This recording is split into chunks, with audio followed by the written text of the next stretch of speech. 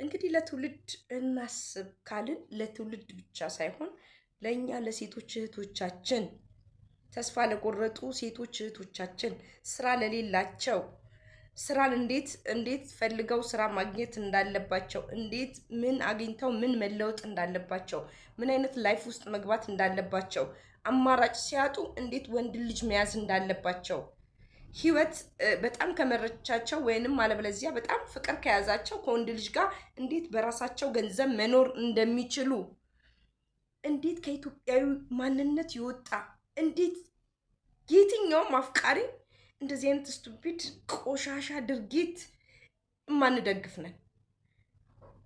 እንዴት ሴት ልጅ ገላዋን ሽጣ ስጋዋን ሽጣ እራሷን ሽጣ ምንም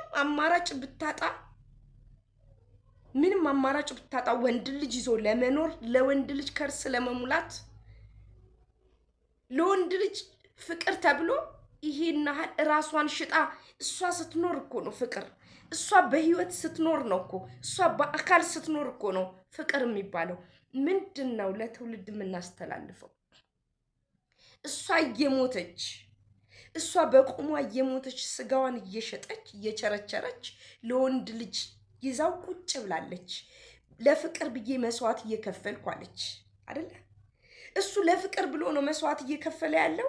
አሁንስ ግን ሌሎቻችን ከዚች ልጅ ምንድን ነው የምንማረው? እውነት ፍቅር ሲይዘን እንደዚህ እናድርግ አማራጭ እያልን ነው ወይንስ ለእኛ ምንድን ነው ትምህርት የሚያስተምረን? ሁል ጊዜ እናንተ የምትሳደቡት እኛ የምንቃወመው እንደዚህ አይነት ቶፒክ ሚዲያ ላይ ይዛችሁ አትምጡ። ለህዝብ የሚጠቅም አስተማሪ፣ ለእኛ ለህይወታችን የሚጠቅም የተሻለ አስተማሪ የሆነ ነገር ይዛችሁ ነው። ቴኬር የምንለው ለዛ ነው። ጸረ ትውልድ አጥፊዎች የምንላችሁ ለዛ ነው። ይቺ ልጅ አሁን ለእህቶቻችን ለወገኖቻችን ለእኛም አማራጭ ካጣን ወንዶችን እንዴት ማስተዳደር እንዳለብን ነው እያሳየች ያለችው። ለዚያውም ወንድ ልጅ ስጋ ሽጬ ራሴን ሽጬ ለማላቀው ቆሻሻ ሰዎች ራሴን አሳልፌ ወንድ ልጅ እንዳስተዳድር ነው ሚዲያ ላይ የምታስተምረኝ? ወይንስ እንደዚህ አይነት ላይፍ አሳልፍ ያለውና እናንተ እንደዚህ አታድርጉ ነው? እንደዚህ የሚያደርጉ ሰዎችማ በጣም ህሊናቸውን የሸጡ ፍቅር ሳይሆን በሽታ ያዛቸው፣ ፍቅር ሳይሆን ሰይጣን አጋንንት ዲያብሎስ የተጠጋቸው ሴቶች ናቸው። ለምንድን ነው ሚዲያ ላይ የመጣ? ለምንድን ነው ለትውልድ የሚያስተላልፍ ነገር? ለምን ሚዲያውን በአግባቡ አንጠቀምበትም? ለምን የሚጠቅመንን ነገር አናወራበትም? እውነቴን እኮ ነው የምላችሁ። ይሄ እንደ ተራ ነገር ምንም ማለት አይደለም እያለን አዳዲስ አጀንዳ ሚዲያ ላይ በጣም አስቀያሚ አጀንዳ ይዘን እየመጣን እያስተላለፍን ያለነው ነገር ነውርን እንደ ነውር ቁጠሩት እንጂ እንዴ! ሰርካለምን ለዚህ እኮ ነው ስንቃወማት የነበረው። ሰርካለም በልጆቿ እየነገደች ልጆቿን ታሳድግ ነበረ። ይቺ ደግሞ በራሷ በስጋዋ እየነገደች ባሏን ታስተዳድር ነበረ። ምንድን ነው? ምን ማለት ነው ግን? ምን ይጠቅመናል? በጣም ብዙ ሰዎች ተቃውሞ ብታሰሙ ሌሎች ሰዎች እህቶቻችን ነገ ከስራ አይመጡም። በእውነትም ይሁን በውሸት የሚመጡ አሁን እንደዚህ አይነት ወሬ ይዘው የሚመጡ ሴቶች እንዲቀጥል ይሄ ምንም ማለት አይደለም ተብሎ እየወራ እንዲቀጥል ሁላችሁም ከስር ስታሳዝን የኔ እናት እውነትሽ ነው ምናምን የምትሉ ሴቶች ምናችሁን ነው የሚያማችሁት? ምናችሁን ነው? እናንተስ ጤነኛ ናችሁ? ግን መጀመሪያ እኔ የእውነቴን ነው የምላችሁ፣ እንደ ሚዲያ ያስጠላኝ ነገር የለም። አንዳንዴ መቀበል የማንችለውን ነገር እንድንቀበል እንድትፈልጉ ሰዎች አላችሁ። በተለይ ሚዲያ የሚባለው ሚዲያ ከፍታችሁ ለእናንተ ዩቲዩብ ስትሉ አለበለዚያ ለእናንተ መነገጃ ስትሉ ያልሆነውን ነገር ሲተላለፍ ነው። ምንድን ነው ግን ሚዲያው ግን ያልገባኝ፣ ሚዲያው ፍቃድ ይኖረዋል። ማንኛውም ሚዲያ ፍቃድ አለው መቼም። እንደዚህ ትልልቅ ሚዲያዎች ፍቃድ አላቸው። ፍቃድ ሲሰጣቸው ግን መከልከል ያለበት ነገር፣ ትውልድ እንዳይከተብ መቆም ያለበት ነገር፣ ለማህበረሰብ መተላለፍ ያለበት ነገር፣ ባህልን የተመለከተ ክብርን ያልነካ ኢትዮጵያዊነትን ያልነካ ለምንድን ነው የማይተላለፈው? ለምንድን ነው እንደዚህ አይነት ነገሮች ውል ሲፈራረሙ ለምንድን ነው ይሄ ነገር መከልከል የሌለበት? እኔ በጣም ነው የሚያሳዝነኝ። የእውነቴ ነው የምላችሁ።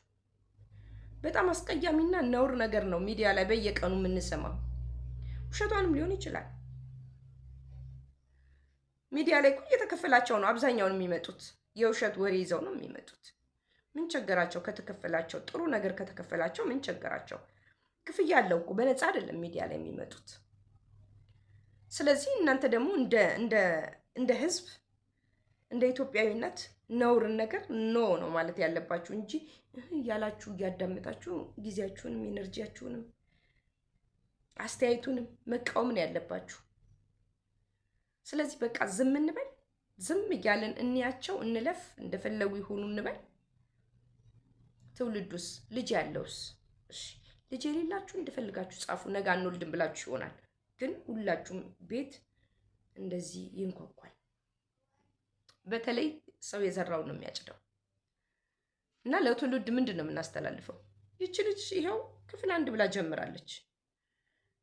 የሽርሙጥና ፕሮፖዛል እያስተማረች ነው ለትውልድ፣ ለማህበረሰብ።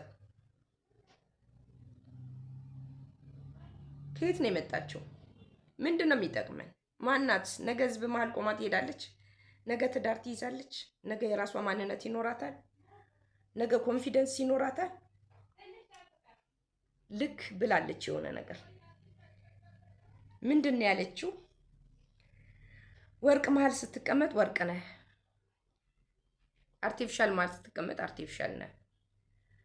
ስለዚህ ሰዎች በአመለካከታቸው ነው የሚያዩክ።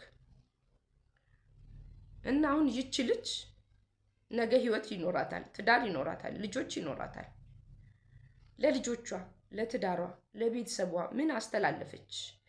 ነገ ሚዲያ ላይ ቢወጣ ምን ሰራች? የሰራችውን ነገር እያንዳንዷን እንደ መልካም እንደ ጀብድ ነው ስታወራ የነበረው። እኔ በእርግጥ አያስተምረኝም። ነውረኞች፣ በጣም አሳፋሪዎች፣ ነውርን የማታውቁ ነው የምለው።